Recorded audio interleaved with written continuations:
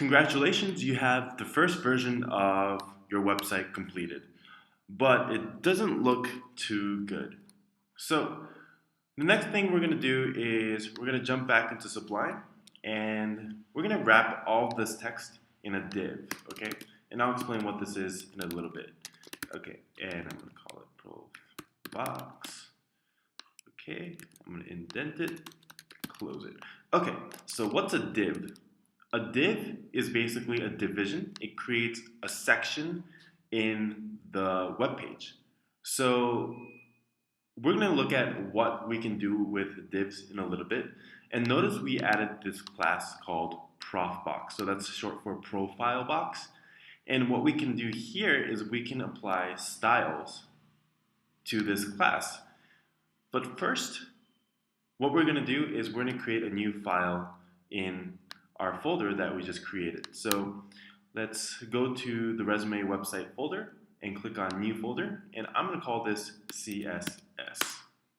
Okay, so now we have a new CSS folder. Okay, so what I'm going to do is I'm going to quit out of this.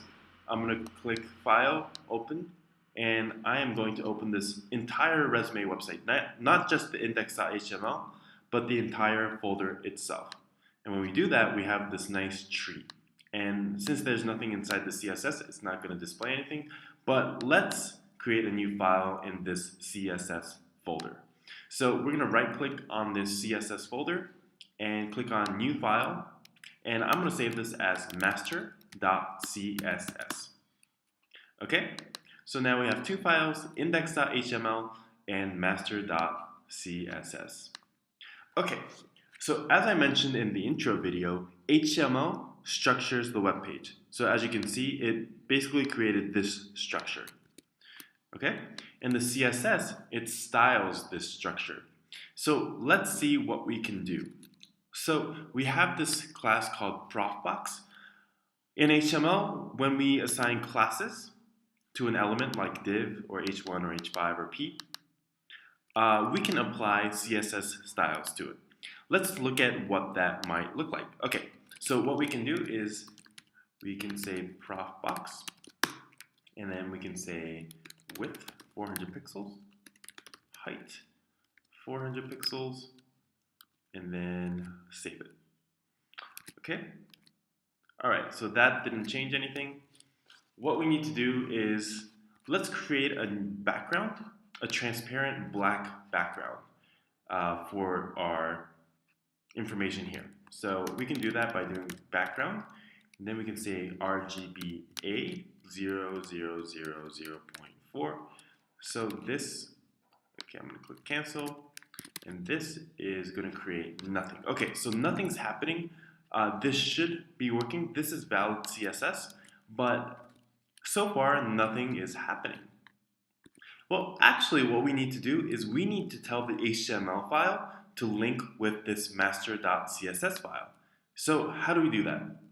Well, don't try to memorize, just Google it. So let's go to Google and Google CSS, or let's Google link CSS to HTML, okay? And let's click on the first link. And it gives us an example. Link to an external style sheet. So style sheets, in other words, are CSS. So notice inside the head tag, we have this link, rel equals style sheet, type equals text CSS, and the href theme.css. So what we can do is we can copy and paste this. So we copy this, okay? We go here and we press Control V or Command V, and we press save. We go back here and nothing has happened. Why is that? Okay, let's debug it. So notice here that it says theme.css, but we don't have a theme.css. We have a master.css, right? So let's change this to master.css. We save the file, we go back to Chrome, we refresh the page, and still nothing has happened. Okay? So what we can do now is we can right click on the web page and we can click inspect. Then we can look at the errors. So what we can do is we can click, or actually it shows us here. So we click on console, And it says failed to load resource, file not found, and it says that master.css is not being found. So why is this? Well, this is because this file is located inside the CSS folder, the CSS directory. So what we need to do is we need to say it's in the CSS directory, okay? So we save this file, okay? We refresh this page and boom, we have this transparent black box. Cool. So now our CSS is working. Again, to make the CSS work, we need to link it with our HTML.